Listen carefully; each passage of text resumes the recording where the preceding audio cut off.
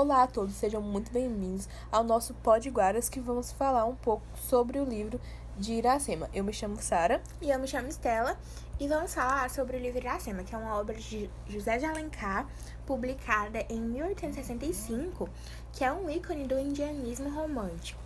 Bom, Sara vai começar falando sobre a primeira parte do enredo do livro. Bom, primeiramente, no primeiro capítulo do livro, podemos ver o encontro de Iracema com Martim, um europeu que chega ao local. O primeiro encontro deles não é tão amigável, porque ela acaba o machucando, mas logo após que vê que ele consegue falar a mesma língua que a sua, dos seus irmãos locais, ela se acalma, o ajuda a limpar o machucado e leva até a tribo onde ela mora. Bom, ela apresenta o estrangeiro ao pajé Araquém, que é seu pai, e ele o aceita muito bem e diz que Tupã que traz o hóspede à cabana de Araquém, ou seja, que ele é enviado de Tupã como alguém amigável. Bom, Martim, ele fica um pouco no quarto, no lugar onde Araquém dorme e fica, que é o pajé, e logo após ele o agradece pelo agasalho, pela hospedagem, e diz que vai embora ao encontro do seu barco onde deixou as margens do rio. Porém, tanto o pajé Araquém quanto o Iracema falam para que ele espere o seu irmão Calbi, que o levará até o encontro das margens do rio, para que ele possa seguir caminho. Bom, isso logo após, Iracema se despede dele, um pouco triste, e ele vai junto do Calbim, que é seu irmão. Porém, ela escuta o grito de guerra do seu irmão e vai ao encontro sabendo que eles estariam em perigo. Eles estão em conflito com a tribo inimiga, e por isso eles resolvem trazer o estrangeiro de volta às suas hospedagens. Bom, depois que eles chegam de volta, ele resolve ficar mais um tempo nas hospedagens do pajé. E é lá que acontece a perda da virgindade da indígena.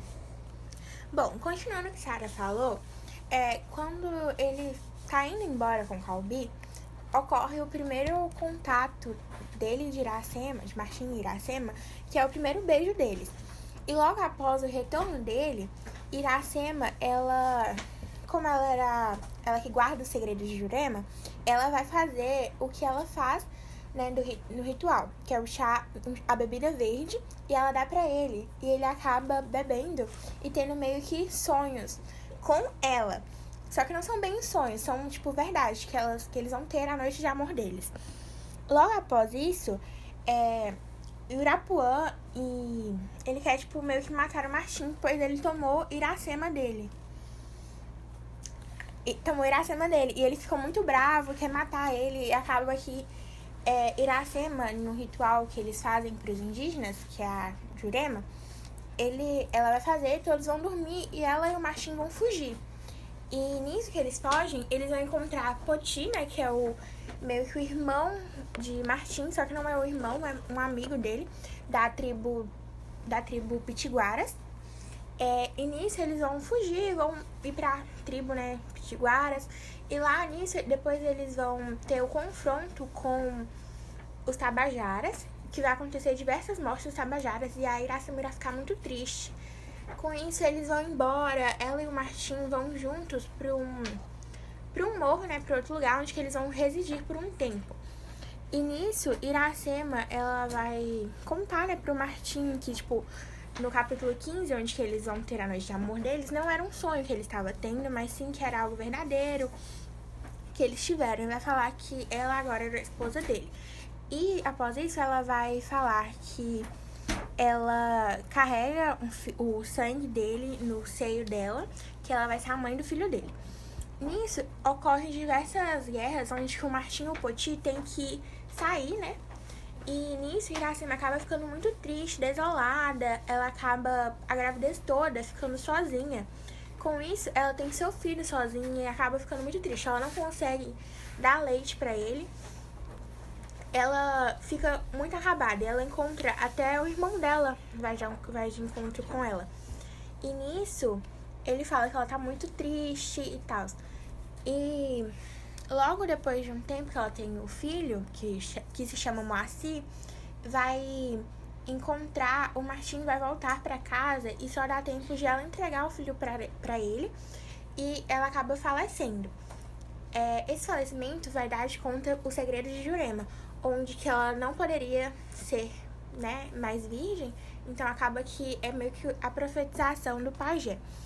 E com isso, o Martim ele volta pra sua terra e volta de novo depois pro Brasil, onde ele vai encontrar o Poti e vai dar um nome pra ele. Agora, depois de falar todo esse enredo da história, nós iremos chamar uma convidada, que é Rebeca, que vai falar um pouco sobre o choque cultural que está presente no livro Iracema. Bom dia, olá a todos. Me chamo Rebeca e agora eu vou falar um pouco sobre o choque cultural e a supervalorização do branco no livro Iracema. Então, o choque entre as culturas a gente pode ver em várias vezes, né? Uma das vezes é logo depois, quando eles meio que saem daquele conflito, a Iracema, o Martim e o Poti, ele é quando o Poti ele dá um nome indígena a o Martim, que dá um nome para ele, indígena, e eles fazem todo um ritual, que é um ritual indígena, e a gente pode ver o choque entre a cultura do branco com a cultura indígena. No final, a gente também é evidenciado isso quando o Poti ganha um nome de branco, depois que ele é catequizado lá, diante da cruz e tudo mais. Ele ganha o nome de branco por ele ser amigo já de antes do Martim. Outro momento sobre essa questão da supervalorização do branco, a gente vê em várias vezes, né? A Iracema, ela é extremamente passiva com a questão do Martim, e até mesmo no começo, quando o pajé, ele fala, né, pro Martim que bem vieste, o estrangeiro é senhor na cabana de Araquém. Os tabajaras têm 1000 guerreiros para defendê-lo, e mulheres bem conta para servi-lo. Dize e todos te obedecerão. Então a gente pode ver nesse momento de como Iracema, o livro de Iracema, ele evidencia como a servidão do indígena era algo muito idealizado na época, e aí supervaloriza aquela questão do branco ser líder e dominador. Bom, dando continuidade ao nosso podcast, nosso próximo convidado é Henri Gangá, e vai falar um pouco sobre a exploração indígena e exploração dos recursos naturais brasileiros.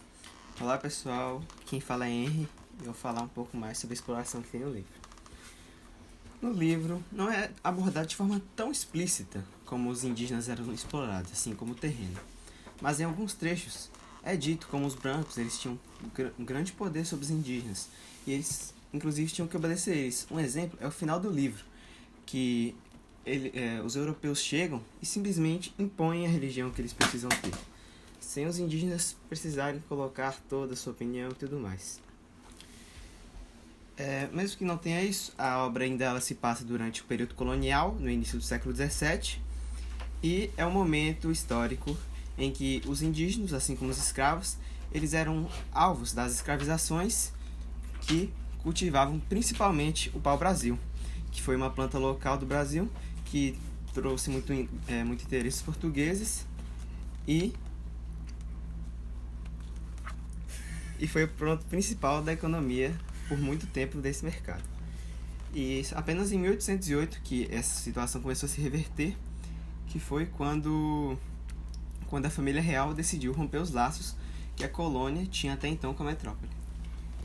Então é isso, gente. Agora vamos chamar Cecília e Laura, que vão falar sobre a comparação do passado, né, de Iracema, com os tempos atuais. Bom, eu vou começar falando é que, na comparação com a atualidade, os indígenas ainda sofrem com questões como desapropriação de terras, violência, marginalização e perda de sua cultura e identidade.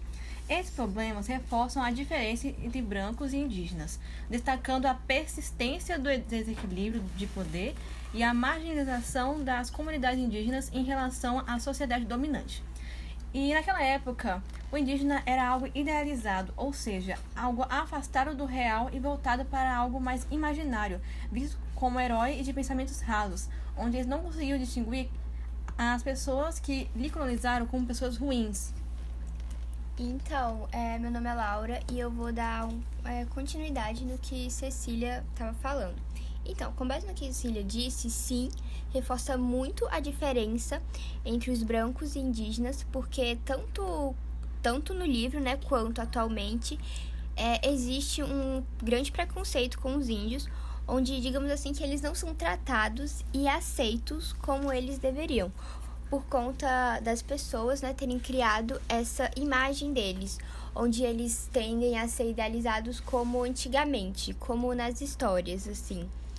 E também é com base também na sociedade, né, onde os brancos, eles têm um domínio, não só com os povos indígenas, mas também com os negros e entre muitos outros, e assim...